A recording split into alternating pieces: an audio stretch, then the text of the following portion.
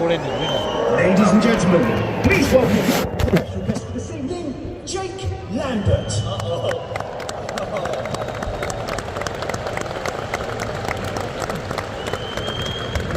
Oh, thank you. Hello, disappointed people. Sorry about that. How you doing, you alright? Don't worry on the front row, I'm not going to talk to you. It's alright, you can relax. I don't do that, talking to people, it's okay. I don't do that. Not just on stage, off stage as well, to be honest. Not for me. It can go wrong too easily, can't it, talking to people? I've tried it. I got on a train the other day, and there was a guy sat on the train wearing the same jumper as me. So I just went, oh, nice jumper. Looked down, and realised I wasn't wearing that jumper. Forget it. He wasn't the sort of person that would find it funny either, this guy. I'll paint a picture of him. He was sat there, covered in tattoos, this guy. He had a tattoo on his neck here that said, "Trust no one," which I assume he did himself. So you have to do a little bit of work yourselves with some of these jokes. I should have warned you, that's on me. There's something about neck tattoos that sort of doesn't scream sense of humour, you know? And I've got evidence to back that up. There's a guy who works at my local pub. He's got a neck tattoo of trees coming up here like a massive forest around his throat. And he didn't even laugh when I said, "Is that your neck of the woods?" So there's nothing worse than when you tell a joke in public and the other person doesn't get the joke. I had this recently in America. They did not get my humour at all in America. I was walking through a mall over there. I walked past Victoria's Secret. Do you know of this? The lingerie shop. I walked past. There was these two American girls that worked there, were outside the shop. And as I walked past, one of them just went, "Hey, you shopping for a wife or a girlfriend today?" And I just went, "Wow, I didn't know you sold them."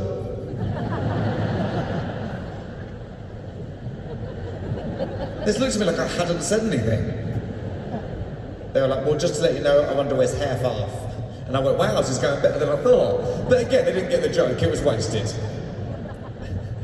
It's crazy how different we are from Americans. It's crazy that we speak the same language, but culturally it's so different. I was in Texas, and they didn't know that we just don't all have guns here. They didn't realise. They were like, "So you've never owned a gun?" And I was like, "Absolutely not." They're like, "What? You never been hunting?" And I was like, "Nope." They're like, "What? Never felt the urge to kill?" And I was like, "Oh yeah." Yeah. Every time I go to the post office, but of course, it's crazy to us that they have guns, but I'm sure there are things that we have that would be weird to an American, right? Imagine, for example, trying to explain to an American, the concept of a lollipop lady.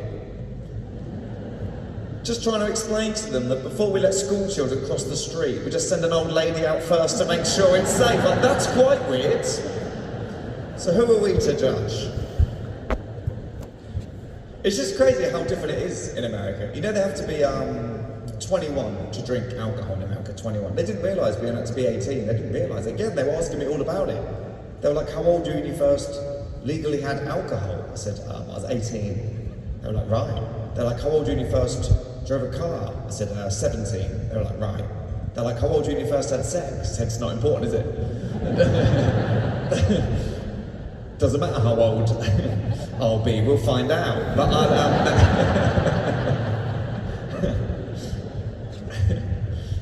no, I'm joking, I've done it. Just, thank you very much, thank you. Thanks to the 4 people clapping, I've done it. I've done it. Some of you still don't believe me, I have, I just want to make that clear, I've done it. Thank you. But finally, thank you. Took some time to travel for my achievement. Thank you very much. I've done it. Good at it as well, so. I am, thank you. I've had great feedback both times. I must be pretty good. It's just crazy how different the Americans are to us. They're so different. Very confident people as well, the Americans, very confident. If they want to get past you in a shop, they'll just be like, "Sorry, can I just get past?" They say it, Over here, we go to say, "Sorry, can I just get past?" And all that comes out is, "Sorry, can I just..." They're so confident, they'll just say the words. And they'll talk to anybody as well, the Americans. I went to a baseball game over there, and I sat down, this American guy was sat next to me. Straight away, he was talking to me like I was his best friend, telling me all about the baseball, all about how it worked, asking me questions about the soccer. Like at one point, Kiss Cam came on, do you know this? Like the camera goes around the stadium picking out couples, and they appear on the big screen, they kiss, everyone cheers, everyone's loving it. And after it finished, he turned to me, he said, so, do they do that back at home for the soccer? Can you imagine that? At Millwall?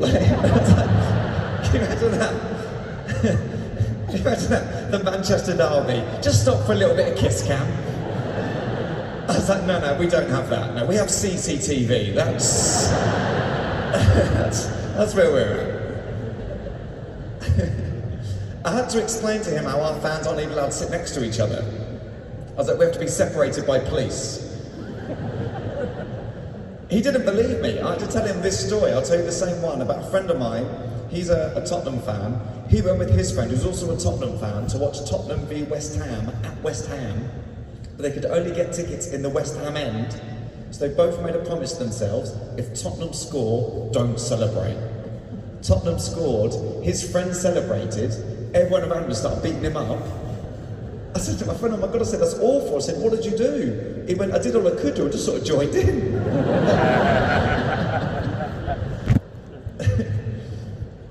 There's nothing like that at the baseball in America. There's such little violence, in fact, within the stadium at the baseball. They've actually got this text-based system. If a fan is misbehaving, you text in their seat number, and a steward comes and takes them away. Can you imagine that at the football in England? The stadium would be half empty. And not even because anybody done anything wrong, just for a laugh. I'll be doing it sat at home on my sofa, just texting in random numbers. A bit like battleships, just being like 287. Oh, I got one! Like, it's so different. They're allowed to drink as well at the baseball. They can drink alcohol while they watch the game. Obviously, we can't do that here. But they get pretty drunk. The best thing I saw was this American guy walking back to his seat. You can get all the food you want as well at their baseball. This guy was clearly quite drunk. He had all the food you could get. He had a box of popcorn under this arm. He had a hot dog in this hand, a bottle of beer in this hand, and a packet of crisps in his mouth. And he was walking back to his seat. He dropped the crisps on the floor, and he wasn't sure what to do because he didn't have enough hands. So he got the beer bottle, and he put it between his jeans and his stomach. And he went to bend over to pick up the crisps. The beer just went all over the floor, and he went, oh no, not again. How has that happened twice? But they're very, very different, the Americans. They don't get our humour at all over there. Didn't get my humour anyway, which I found out the hard way. I'll be honest, this next joke needs quite a bit of goodwill in the room. So, is it there? We'll find out. What happened was, as I said, I was in Houston in Texas. I went to do a tour of NASA. Incredible thing to do a tour of NASA. It's amazing. What happens is they pick you up downtown on this bus. Me and all the other tourists, they take us to NASA. On our way there, there's this tour guide at the front of the bus telling us all these facts about NASA. We get to these crossroads, and he said, if you turn this way, it's NASA. He said, but if we turn this way, it'd be the headquarters of the KKK. He said, one way, you've got the greatest minds on earth. And I said, and the other way is NASA.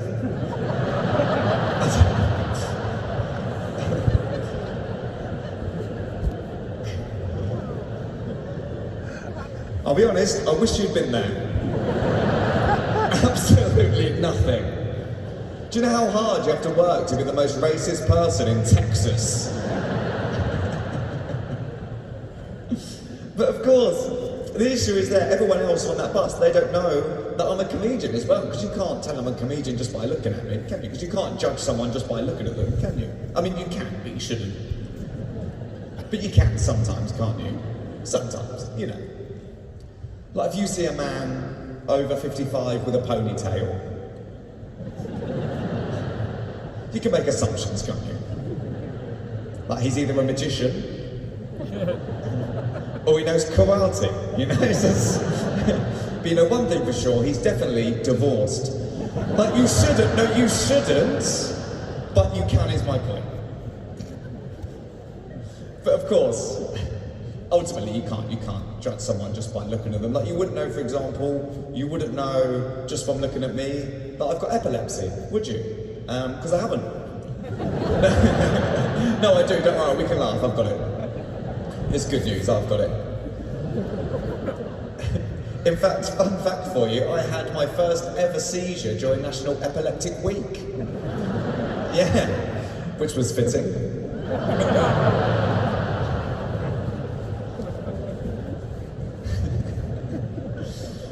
That's the good thing about epilepsy jokes, I can make them as cheesy as I like. If you roll your eyes, that's just offensive.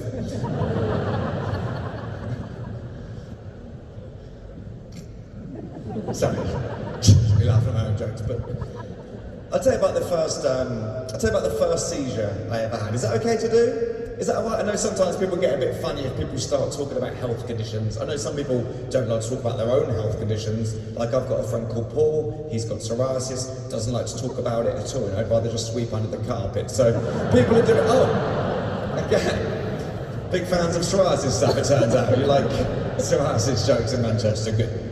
There's more if you want them, just scratching the surface. But no, we'll move on. Let's do one condition at a time.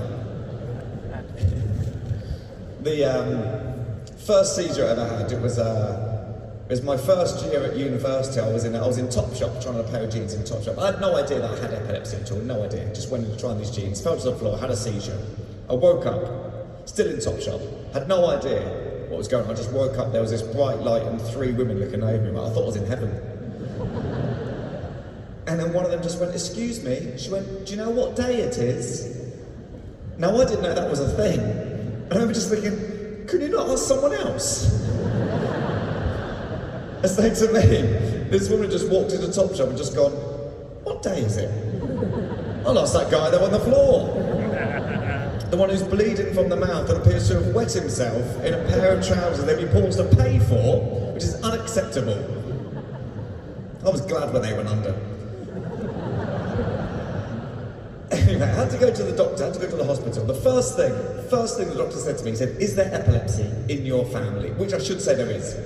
I've got 2 older sisters, and my elder sister Claire, she's also got epilepsy. In fact, growing up, my sisters used to share a bedroom.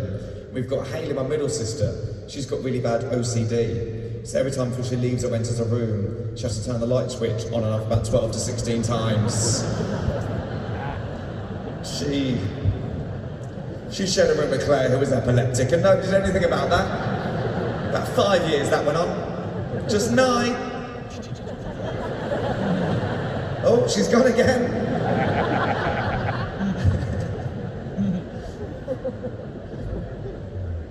So he said, "It sounds like you've got epilepsy." He said, "What would happen is this would have been your first major seizure." He said, "You've probably been having a thing called absence seizures since you were about 14 years old. You'd have been blacking out for about 5 to 15 seconds and nobody must have noticed."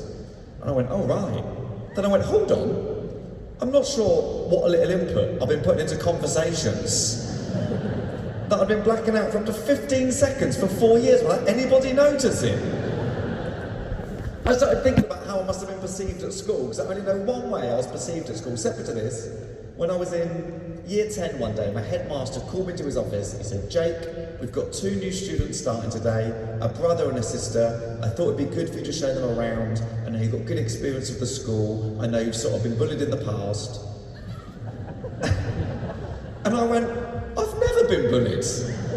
And he went, "Really?" That was my headmaster. I don't know what it is about me. People always think the worst of me. I think it's because, I've never had any authority whatsoever. I assume it's because I look young as well. I don't have any authority now. I get reminded of this often as well, how young I look. I don't know if you've had this happen to you. I was in Sainsbury's the other day, that's there trying to buy yogurt. And I went down the aisle, and there was a lady there with her son. This boy must have been about 5 or 6 years old, and he was having a little bit of a tantrum. And as I went to get the yogurt, the lady just went, "Well, you better start behaving, otherwise this man's going to tell you off." And this boy was about 5 or 6 years old. He looked at me, turned to his mum and said, "That's not a man." just trying to get a yogurt. But I have no authority whatsoever. That's why I could never be like a parent. I've recently decided that I don't want children. A recent decision I made, I don't want children. Some people are quite shocked to hear that. especially my daughter.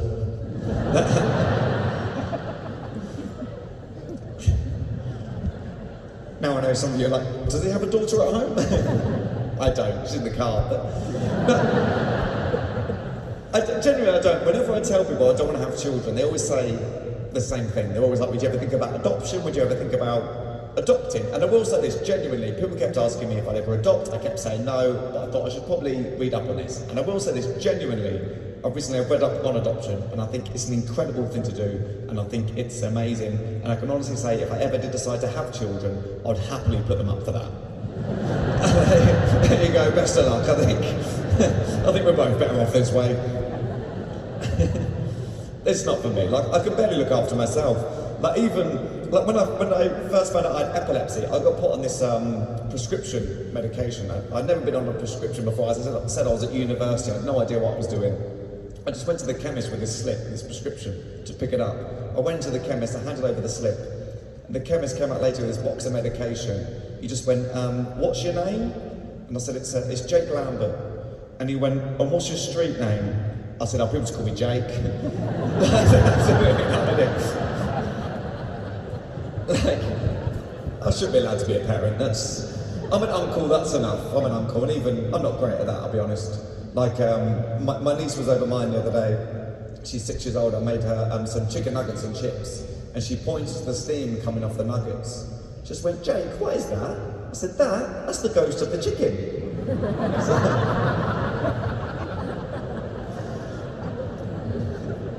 She's a vegan now, so just doing my bit. Happy to help. I do like playing little tricks and stuff on my niece. I'll leave you on this story. In fact, I'll leave you on this. This is the best prank I ever played. It wasn't on my nephews and nieces. It was on my friend at university. I'll leave you on this story. It was the first year that we were at university. It was Valentine's night, and my friend Tom went on a date with a girl from his course, and me and the other guys stayed in. And halfway through the night, we got a text from Tom. He said, "Guys, I think she's coming home with me tonight." He said, "Do me a favour." He said, 1, make sure the flat is tidy, and 2, make sure you lot aren't around when we get back, because I don't want you ruining this for me. Now, we're good friends, so we tidied the flat, and we made sure we wouldn't be around when they got back. Now, what he didn't say,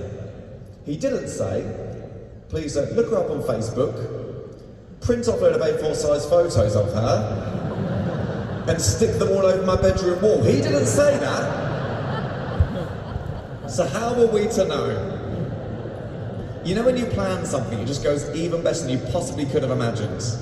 Because I was in my room when I got back, I heard them come in, and I heard Tom say, "Would you like a drink?" She said, "Yes, please." I'd never met this girl, by the way. I'd seen about 45 photos of her, but I never met her. I said, "Would you like a drink?" She said, "Yes, please." And then he said, "Okay." He said, "If you want to go and wait in my room, I'll go get some drinks." And she just said, "Okay." I was thinking, I've got this poor girl's going to be sat in the room, just surrounded by photos of herself. I thought, this is awful, exactly what we planned, but still awful. And I heard Tom go towards the kitchen. I heard her go towards Tom's room, which was next to mine, opposite the front door to the flat. And I just heard his bedroom door open and his bedroom door close. Then I heard his bedroom door open and his bedroom door close. Then I heard the front door open and the front door close. And I was in my room thinking, okay, we're in trouble. And a few minutes later, I heard Tom come out from the kitchen. Again, heard him go towards his room. Heard his bedroom door open and his bedroom door close. Then I heard his bedroom door open and his bedroom door close. Then it was just a knock on my bedroom door. And I was thinking, Mike, just play down. He knows we've had friends over. If he asked, I'll make it seem like I had no idea that anything had happened. He'll just think it was one of them. So I opened the door. I went, "You all right, mate?" And straight away he went, "No." He went, "I've got a problem." And I went, "Oh." I said, "What's that?" He said, "Sarah came back with me." And I went, "All right." He said, "Then she left." And I said, "Oh, Matt," I said, "I'm so sorry." And he went, No. He said, "That's not the problem." And I went, "Oh." I said, "What is it then?" And he looked at me so sincere, straight in the eyes. He just went, "Jake, she put a load of pictures of herself up on my wall before she left." Ladies and gentlemen, if you want to follow me on Instagram, it's Jake Lambert Comedy. You've got a quick break, fantastic. I've been Jake Lambert.